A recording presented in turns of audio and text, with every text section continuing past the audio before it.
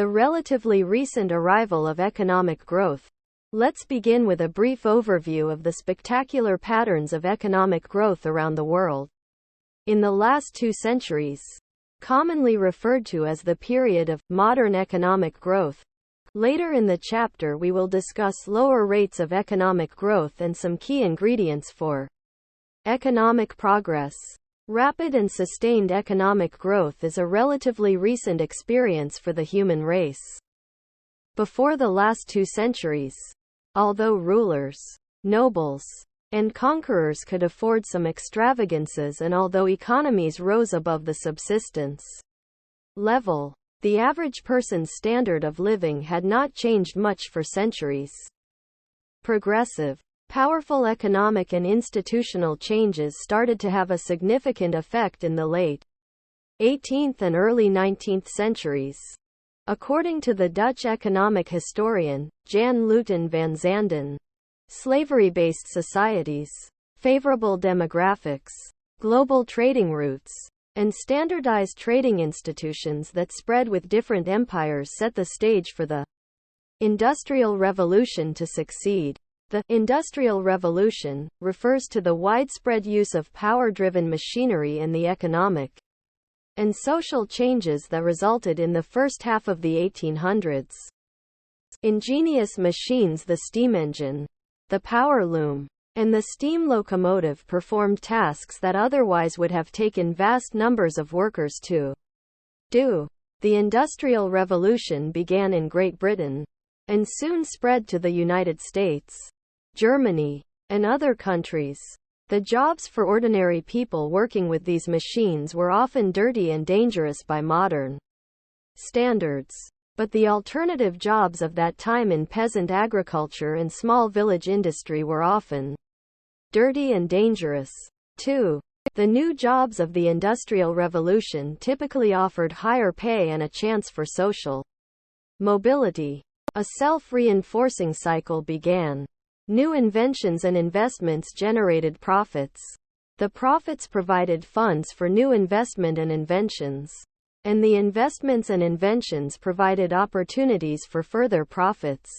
Slowly, a group of national economies in Europe and North America emerged from centuries of sluggishness into a period of rapid modern growth. During the last 2 centuries, the average rate of growth of GDP per capita in the leading industrialized countries has averaged about 2% per year. What were times like before then? Read the following Clear It Up feature for the answer. What were economic conditions like before 1870? Angus Maddison, a quantitative economic historian, led the most systematic inquiry into national incomes before 1870. His methods recently have been refined and used to compile GDP per capita estimates from year 1 CE to 1348. Table 1 is an important counterpoint to most of the narrative in this chapter. It shows that nations can decline as well as rise. The declines in income are explained by a wide array of forces, such as epidemics, natural and weather-related disasters, the inability to govern large empires, and the remarkably slow pace of technological and institutional progress. Institutions are the traditions, laws, and so on by which people in a community agree to behave and govern themselves. Such institutions include marriage, religion, education, and laws of governance. Institutional progress is the development and codification of these institutions to reinforce social order, and thus, economic growth. One example of such an institution is the Magna Carta, Great Charter, which the English nobles forced King John to sign in 1215. The Magna Carta codified the principles of due process, whereby a free man could not be penalized unless his peers had made a lawful judgment against him. This concept was later adopted by the United States in its own constitution. This social order may have contributed to England's GDP per capita in 1348, which was second to that of northern Italy. In the study of economic growth, A country's institutional framework plays a critical role. Table 1 also shows relative global equality for almost 1,300 years. After this, we begin to see significant divergence in income, not shown in table. Another fascinating and underreported fact is the high levels of income, compared to others at that time, attained by the Islamic Empire Abbasid Caliphate, which was founded in present-day Iraq in 730 CE. At its height, the empire spanned large regions of the Middle East, North Africa, and Spain until its gradual decline over 200 years. The Industrial Revolution led to increasing inequality among nations. Some economies took off, whereas others, like many of those in Africa or Asia, remained close to a subsistence standard of living. General calculations show that the 17 countries of the world with the most developed economies had, on average, 2.4 times the GDP per capita of the world's poorest economies in 1870. By 1960, the most developed economies had 4.2 times the GDP per capita of the poorest economies. However, by the middle of the 20th century, some countries had shown that catching up was possible. Japan's economic growth took off in the 1960s and 1970s, with a growth rate of real GDP per capita averaging 11% per year during those decades. Certain countries in Latin America experienced a boom in economic growth in the 1960s as well. In Brazil, for example, GDP per capita expanded by an average annual rate of 11.1% from 1968 to 1973. In the 1970s, some East Asian economies, including South Korea, Thailand, and Taiwan, saw rapid growth. In these countries, growth rates of 11% to 12% per year in GDP per capita were not uncommon. More recently, China, with its population of 1.3 billion people, grew at a per capita rate 9% per year from 1984 into the 2000s. India, with a population of 1.1 billion, has shown promising signs of economic growth, with growth in GDP per capita of about 4% per year during the 1990s and climbing toward 7% to 8% per year in the 2000s. These waves of catch-up economic growth have not reached all shores.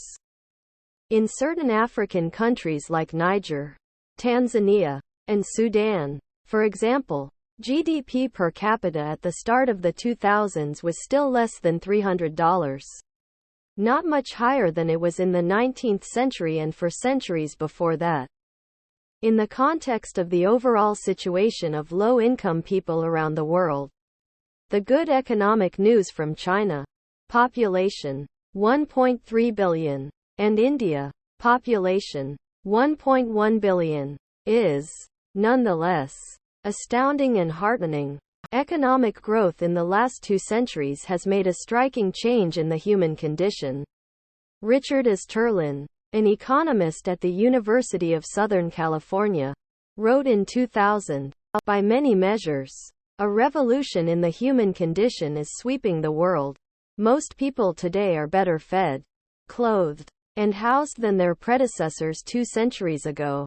They are healthier, live longer, and are better educated. Women's lives are less centered on reproduction and political democracy has gained a foothold."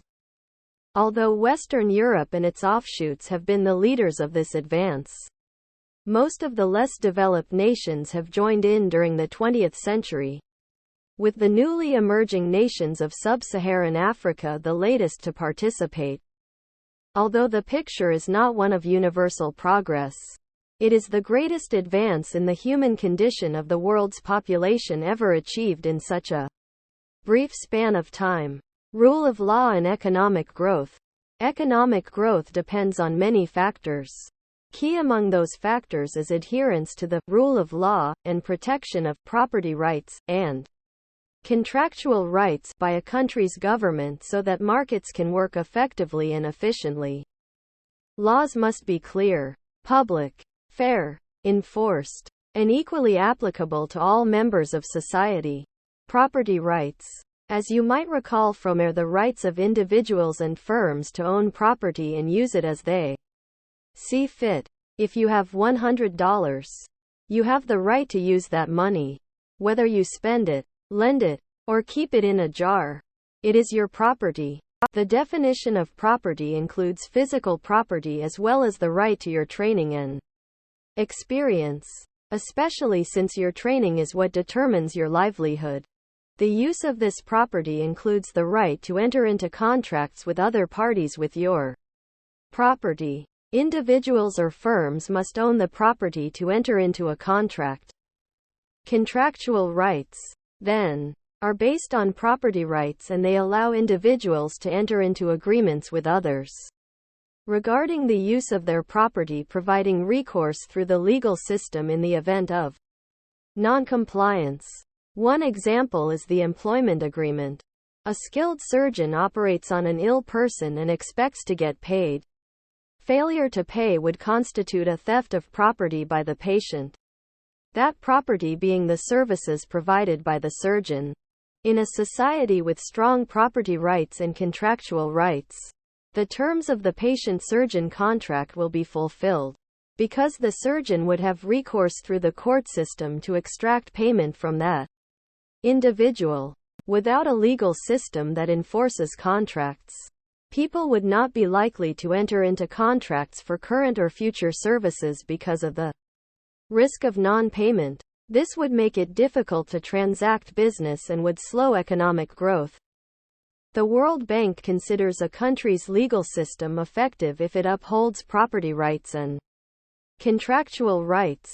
The World Bank has developed a ranking system for countries' legal systems based on effective protection of property rights and rule-based governance using a scale from 1 to 6, with 1 being the lowest and 6 the highest rating. In 2013, the world average ranking was 2.9. The 3 countries with the lowest ranking of 1.5 were Afghanistan, the Central African Republic, and Zimbabwe. Their GDP per capita was $679, $333, and $1,007 respectively. Afghanistan is cited by the World Bank as having a low standard of living, weak government structure, and lack of adherence to the rule of law, which has stymied its economic growth. The landlocked Central African Republic has poor economic resources as well as political instability and is a source of children used in human trafficking. Zimbabwe has had declining growth since 1998. Land redistribution and price controls have disrupted the economy, and corruption and violence have dominated the political process. Although global economic growth has increased, those countries lacking a clear system of property rights and an independent court system free from corruption have lagged far behind. Key concepts and summary. Since the early 19th century, there has been a spectacular process of long-run economic growth during which the world's leading economies, mostly those in Western Europe and North America, expanded GDP per capita at an average rate of about 2% per year. In the last half-century, countries like Japan, South Korea, and China have shown the potential to catch up. The extensive process of economic growth, often referred to as modern economic growth, was facilitated by the Industrial Revolution, which increased worker productivity and trade, as well as the development of governance and market institutions. Thank you for watching BookTube channel. Make sure to smash the like and subscribe buttons to receive notifications about new contents.